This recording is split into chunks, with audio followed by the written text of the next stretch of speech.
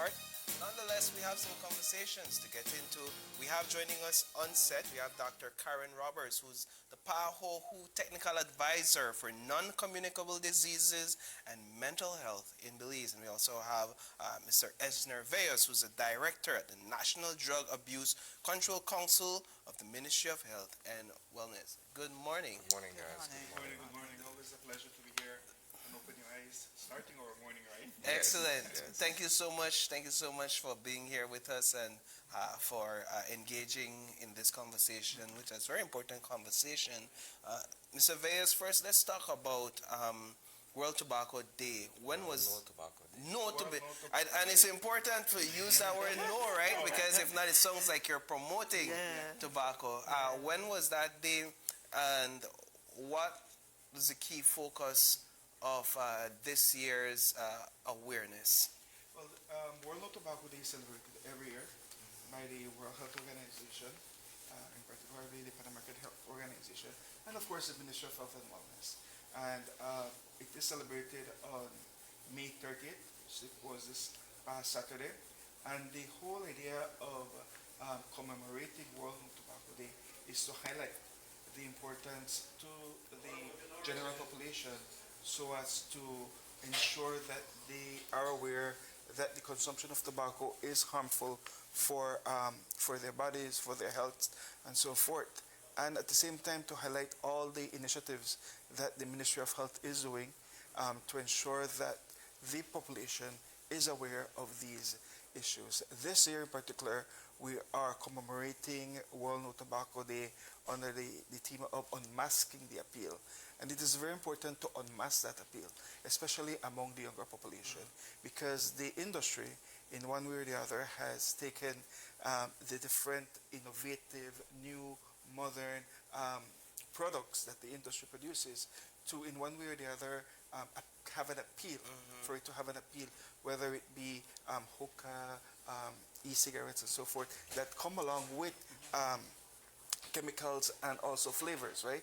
And when you look at it, these flavors that are enticing for the younger population also comes with a number of harmful chemicals that affect them and in one way or the other contribute to illnesses and so forth that may be detrimental to their bodies and so forth. How do you go about unmasking the appeal along with bringing this level of awareness as to the harm it causes? I think of examples in just Mexico as one, where the labels on the boxes present sick people, people practically on their deathbed, in an attempt to avert or dissuade consumers. Yeah, the Ministry of Health and Wellness is embarking a number of initiatives, right? And one of them is the development and the implementation of a national tobacco policy and a national tobacco bill. And this document proposes in one way or the other to highlight all of these negative effects that tobacco has, not only in terms of the packaging and the labeling of these products, but also in terms of ensuring that there is a legal age limit of consumption, increase in taxation in these tobacco products. All in all, a number of initiatives that would, in one way or the other, deter consumption. But what is important is also that this bill looks at how we can regulate the marketing, we can regulate a number of things that the companies and the industries currently do that in one way or the other are harmful to the consumers. And when you looked at tobacco consumption, especially in this day and age, you're seeing that there is a number of younger population being attracted to these products. Again, looking at how the industry puts a certain level of appeal to these products, right? So the Ministry of Health and Wellness, along with the Pan American Health Organization, is working very hard to ensure that the younger population get that message across.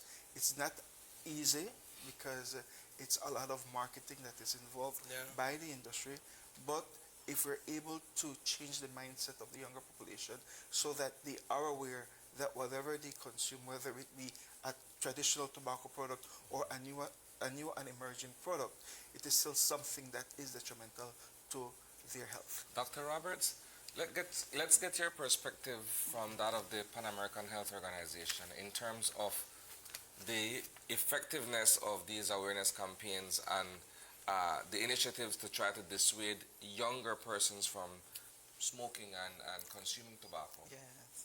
All right. Thank you for the opportunity to come in here.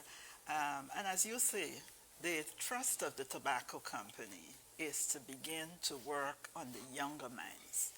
When we think about the number of people that die every year from tobacco-related deaths, they feel that it's imperative to work now to convince younger people, new people, to begin to smoke.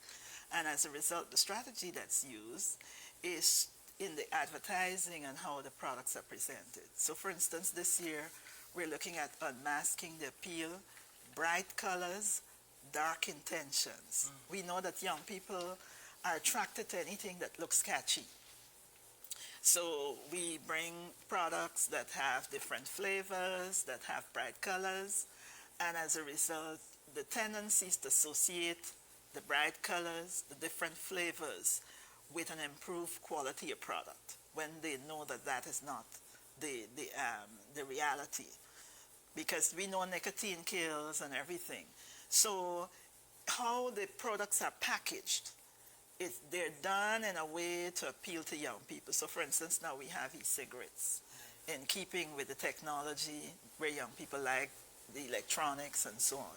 But the reality is that the e-cigarettes also disseminate the same nicotine that's in the actual tobacco if you were to use the regular cigarettes to smoke. WHO has put a number of systems in place. We have the Framework Convention on Tobacco Control that outlines various articles.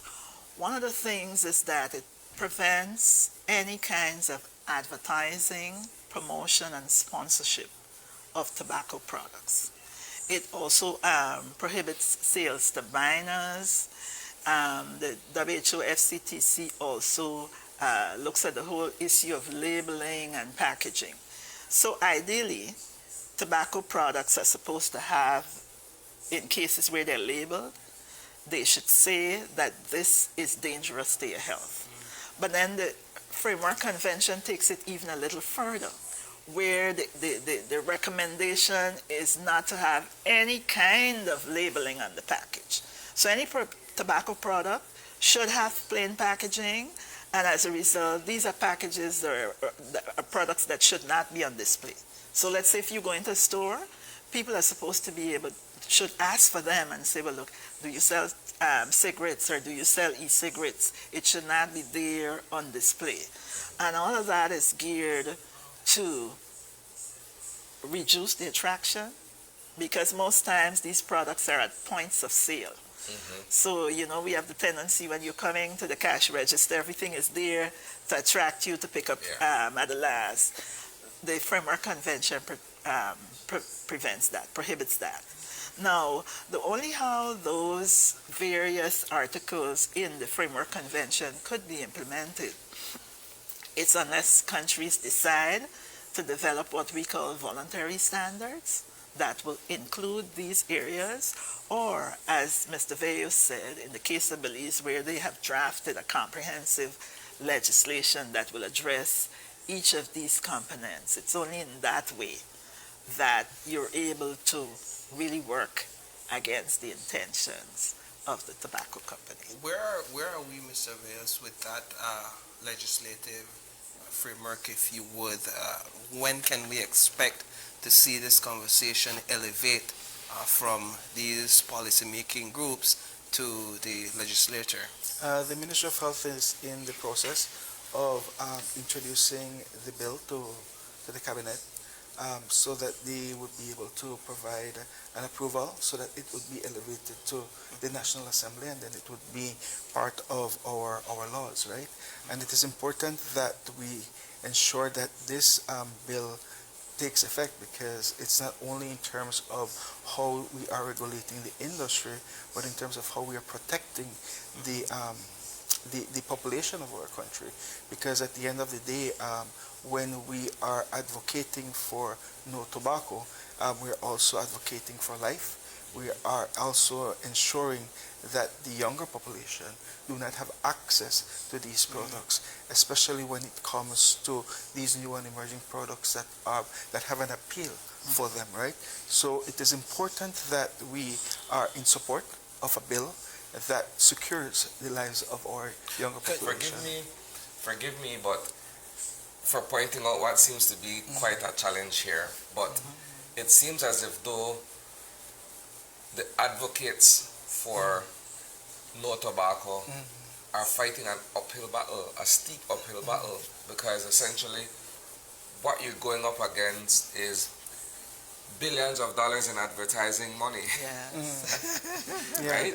Because when you look at all of these products and the marketing that goes into it, and you guys as advocates are saying, no, let's have a legislation in place. Let's remove certain labeling. Let's remove it from front of shelf and front of stores and what have you. But when you look at certain ads and billboards and so on, it's right there. Yeah. It's difficult for you not to see that or not to say, well, you know what? That cigarette brand looks cool. Let me try it.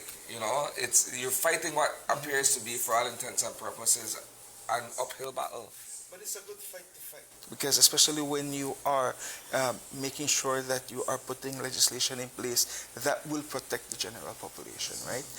At the end of the day, the work never stops. Even when there is a legislation, the National Drug Abuse Control Council, the Ministry of Health and Wellness would continue to advocate for ensuring that the population reduces the number of consumption of tobacco products, right?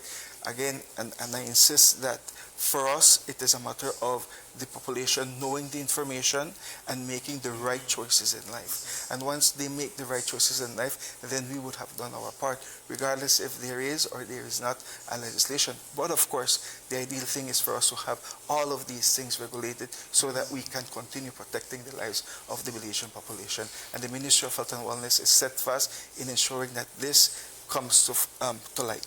Yeah, But coming back to the uphill battle, indeed it's an uphill battle. And most times countries, the first step is the legislative process. But then the actual enforcement of the legislation is usually where the challenge is. of course. And as a result, when you think about it, each of us has a responsibility. And you might be wondering, what is my role in terms of supporting legislation? We know that the dangers of tobacco don't only lie with the people who actually use it, but the ones who are in the presence of people who smoke. So for instance, we know the dangers of secondhand smoke and third-hand smoke. And as a result, each of us has, I'm sure enshrined in Belize's constitution, is the right to health. And each of us has to ensure that our actions can guarantee that we are preserving our health. So for instance, you need to speak up if somebody's right next to you smoking and you know that that's not good for your health, you know? So each of us has a responsibility. Legislation will take care of billboards, because if Belize has a comprehensive legislation that says no advertising, promotion, and sponsorship, it includes advertising on billboards. It includes advertising between segments of TV shows, things like that. It includes advertising on the radio. It will extend to advertising even on Facebook and so on. So those are some of the ways that we're going to be able to cover that. If we're going to be able to do it overnight, no, we're not going to be able to do it overnight. But then once there's the sustained will to be able to make sure that these issues are comprehensively addressed, then gradually we're going to see the improvements in that regard. Yeah, I'm with the legislative approach, because the saying goes, knowledge is power. However, in this case, I think that we know the effects of tobacco. For the most part, a lot of us know somebody that may have suffered serious health complications because of the use of tobacco.